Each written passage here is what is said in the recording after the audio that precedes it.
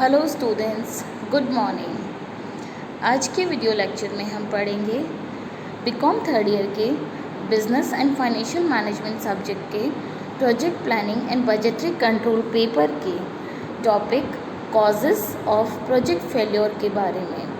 हमने पिछले वीडियोस में पढ़ा कि प्रोजेक्ट क्या होता है, एक प्रोजेक्ट आइडेंटिफाई कैसे होता है, एक परियोजना की पहचान कैसे होती है, कैसे एक प्रोजेक्ट मैनेजर पता लगाता है कि मेरे पास इस बारे में अपॉर्चुनिटी है, इस फील्ड में मेरे पास अवसर है, मैं ये काम नया स्टार्ट कर सकता हूँ, मैं नया प्रोडक्ट इस तरह से बना सकता हूँ। तो किस तरह से एक नया अपॉर्चुनिटी एक प्रोजेक्ट मैनेजर को मिलता है और किस तरह से उस प्रोजेक्ट को आइडेंटिफाई करने के बाद प्रोजेक्ट को सेलेक्ट कैसे किया जाता है, एक प्रोजेक्ट को सेलेक्ट करते वक्त कौन कौन से फैक्टर्स को ध्यान में रखा जाता है, इन सारी चीज़ों का अध्ययन हमने पिछले वीडियोस में किया। आज इस वीडियोस में हम पढ़ेंगे कि एक प्रोजेक्ट जब कोई मैनेजर प्रोजेक्ट स्टार्ट कर लेता है तो किस वजह से, ऐसे क्या क्या कारण हो सकते हैं जिनकी वजह से वो प्रोजेक्ट पूरा होने से पहले ही फेल हो जाता है, मतलब उसे किसी न किसी वजह से बीच में रोकना पड़ता है, वो प्रोजेक्ट के पूरे लक्ष्य पूरे नहीं कर पाता है।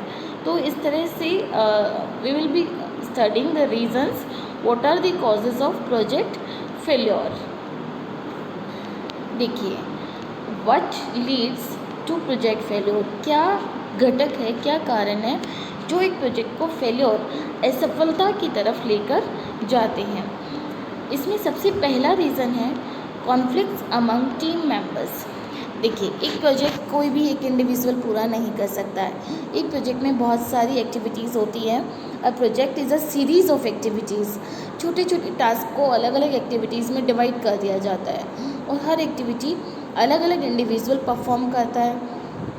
तो जब वो टीम जो है, प्रोजेक्ट को जो टीम कंप्लीट कर रही है, उस टीम के बीच अगर किसी भी वजह से कॉन्फ्लिक्ट्स हो जाए, उनके बीच विचार मतभेद हो जाए या किसी और इशू को लेकर बहस हो जाए, मन मुटाव हो जाए, वो साथ में काम करने को रेडी नहीं हो, तो ऐसे में प्रोजेक्ट फेल हो जाता है। ऐसे में प्रोजेक्ट अपने टाइम से डिले भी हो जाता है, रिसोर्सेज का वेस्टेज होता है, बजट एक्सीड हो जाता है, नए टीम मेंबर्स को हायर करना, उनको ट्रेनिंग देना। So it becomes a very difficult for a project manager to complete the project on the pre decided time. So the first reason is conflict among team members के बीच मतभेद होना। इसका second reason है unclear requirements. Sorry, देखिए, project जो है, जो भी पर्सन प्रोजेक्ट इशू कर रहा है या जो प्रोजेक्ट लॉन्च कर रहा है, उस प्रोजेक्ट को लेकर उसके क्या ऑब्जेक्टिव्स है, क्या गोल्स है, क्या टारगेट्स है, वो एक प्रोजेक्ट के फिनिश होने पर उसमें क्या क्या फीचर्स देखता है। अगर ये सारी रिक्वायरमेंट्स क्लियर नहीं हो तथा एक प्रोजेक्ट को पूरा करने के लिए क्या क्या रिसोर्सेज चाहिए होंगे, कितना मनी चाहिए, कितना टाइम चाहिए, इन सारी रिक्वायरमेंट्स को अगर हमने क्लियरली एस्टिमेट नहीं किया है, तब भी वो प्रोजेक्ट पूरी तरह से सफल नहीं हो पाएगा। उसके बाद आता है lack of senior management commitments. एक सीनियर जैसे कि सपोज़ एक प्रोजेक्ट मैनेजर है, उस प्रोजेक्ट मैनेजर को गवर्न करने वाला एडमिनिस्ट्रेटर उसका कोई और सीनियर मैनेजर है। अगर सीनियर मैनेजर प्रोजेक्ट मैनेजर को, प्रोजेक्ट टीम को कोऑपरेट नहीं कर रहा है, उनकी जो भी रिक्वायरमेंट्स है वो टाइम पे फुलफ़िल नहीं हो रही है, या फिर सीनियर मैनेजमेंट अपने किसी पुराने किए गए वादों से मुकर गया है, उन्होंने कमिट किया था कि हम आपको इतना मशीनरी प्रोवाइड करवा देंगे, हम आपको इतना कैपिटल प्रोवाइड करवा देंगे, या हम आपको इतना वर्कफोर्स प्रोवाइड करवा देंगे, तो अगर सीनियर मैनेजमेंट कोऑपरेट नहीं कर रहा है तो भी प्रोजेक्ट के फेल होने के पूरे चांसेस होते हैं। नेक्स्ट आता है इनएडिक्वेट फंडिंग मीन्स व्हाट, किसी भी काम को पूरा करने के लिए जो फाइनेंस रिक्वायर्ड होता है, जो पैसा रिक्वायर्ड होता है, that is known as funding.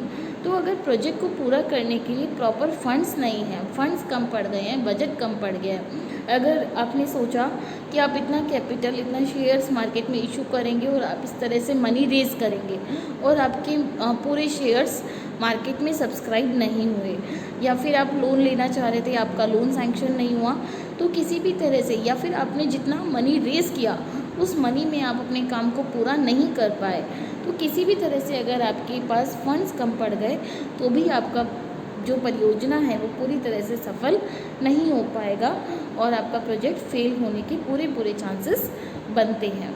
उसके बाद में आता है changes in business priorities. Changes in business priorities का मतलब ये होता है कि जब आपने प्रोजेक्ट शुरू किया तो वो प्रोजेक्ट आपका जो भी बिज़नेस है या आपके जो भी सीनियर्स है, आपका जो सीनियर मैनेजमेंट है, जो बोर्ड ऑफ डायरेक्टर्स है, उनके लिए वो प्रोजेक्ट एक मेन इम्पॉर्टेंस का प्रोजेक्ट था, उसको इम्पॉर्टेंस के साथ स्टार्ट किया। लेकिन जैसे कि हम जानते हैं कि हमारा बिज़नेस डायनेमिक इन्वायरमेंट में काम करता है, तो जैसे जैसे सिचुएशन बदली, गवर्नमेंट चेंज हुई या ग्लोबल मार्केट में चेंजेस आए, तो हमारे बिज़नेस की प्रायोरिटीज़ चेंज हो गई, हमारी प्राथमिकताएं बदल गई और उन प्राथमिकताओं की बदलने की वजह से उस प्रोजेक्ट पे लोगों का ध्यान कम होने लगा। आपके जो सीनियर मैनेजर्स है उन्होंने आपकी टीम में से धीरे धीरे मेंबर कम कर दिए या आपको प्रॉपर रिसोर्सेज अलॉट नहीं हुए क्योंकि उनकी प्राथमिकताएं चेंज हो गई है। तो इस तरह से प्राथमिकताओं के चेंज होने की वजह से भी वो जो प्रोजेक्ट आपने पहले शुरू किया था वो प्रोजेक्ट अब पूरे फोकस में नहीं रहा और उसकी वजह से वो पूरी तरह से सफल नहीं हो सका।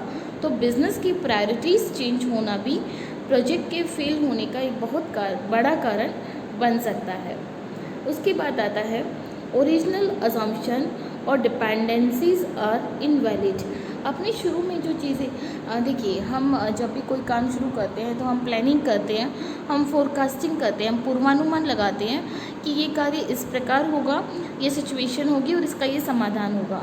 तो आपने किसी भी प्रोजेक्ट को प्रारंभ करने से पहले जो अजम्पशंस लिए थे, जो अनुमान लगाए थे, या आपने जिन जिन के भरोसे अपना प्रोजेक्ट शुरू किया कि ये आपका सप्लायर होगा जो आपको माल सप्लाई करेगा, ये आपका प्लम्बर होगा, ये आपका इलेक्ट्रीशियन होगा, तो आपने जिन लोगों के ऊपर डिपेंडेंट आप थे वो अगर इनवैलिड हो गई है, मतलब वो अब सार्थक नहीं है, वो व्यर्थ अगर हो गई है, तो आपका प्रोजेक्ट आप किस तरह से पूरा करेंगे, उस प्रोजेक्ट के फेल होने के पूरे चांसेस अब नज़र आने लगेंगे। सो नेक्स्ट जो है आपका team effectiveness not up to the expectations. आपका जो प्रोजेक्ट का टीम है, जो मैन पावर है, जो लोग हैं आपकी टीम में, उनकी इफ़ेक्टिवनेस आपकी एक्सपेक्टेशन जितनी नहीं है। आपको ये लगा कि आप नए लोगों को हायर करेंगे, उनको ट्रेनिंग देंगे और वो इतनी एफिशिएंसी से इस प्रकार काम करेंगे तो इतने दिनों में आपका ये प्रोजेक्ट ख़त्म हो जाएगा। लेकिन आप जो टीम की इफ़ेक्टिवनेस है वो आपकी एक्सपेक्टेशन पे खरी नहीं उतर रही है। टीम प्रॉपर काम नहीं कर पा रही या समझ नहीं पा रही या उतना अच्छा आउटपुट नहीं दे पा रही है जितना आप एक्सपेक्ट कर रहे थे। So it will also lead to project failure. Next is ineffective communication. देखिए, कम्युनिकेशन, संचार की जो व्यवस्था है, जो संप्रेषण की व्यवस्था है, वो बहुत ही स्ट्रॉन्ग होना किसी भी ऑर्गेनाइजेशन के लिए, किसी भी मैनेजमेंट के लिए बहुत ज़्यादा इम्पॉर्टेंट है। अगर कहीं भी कम्युनिकेशन में गैप आता है, अगर दो लोग, जो मैनेजर आपका क्या सोच रहा है, आपके टीम मेंबर्स क्या सोच रहे हैं, उनकी अगर थॉट्स एक दूसरे तक प्रॉपरली नहीं पहुंच रही है, मैनेजर ने जो चेंजेस किए वो चेंजेस अगर टीम मेंबर्स तक नहीं पहुंचे या टीम मेंबर्स को क्या डिफ़िकल्टी हो रही है, वो बात अगर प्रोजेक्ट मैनेजर तक कम्युनिकेट नहीं हुई, तो ये जो कम्युनिकेशन का जो गैप आ रहा है, ये जो कम्युनिकेशन इनइफेक्टिव हो रहा है, ये आपके प्रोजेक्ट के फेल्योर का एक बहुत बड़ा कारण बन सकता है। So ineffective communication is the biggest and one of the biggest, I can say one of the biggest reason of project failure. फिर आता है अनएक्सपेक्टेड रिस्क। देखिए, अब कोई भी काम शुरू कर रहे हैं, कोई भी टास्क, कोई भी प्रोजेक्ट, कोई भी बिजनेस स्टार्ट कर रहे हैं, तो उसमें रिस्क होगी।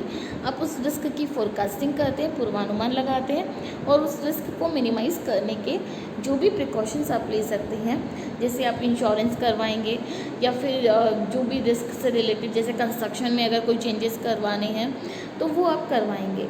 लेकिन कोई इस तरह की रिस्क आ गई जो आपने एक्सपेक्ट नहीं की थी, जैसे एट प्रेजेंट सिचुएशन कोविड के बारे में आज के 6 महीने पहले किसी ने नहीं सोचा था।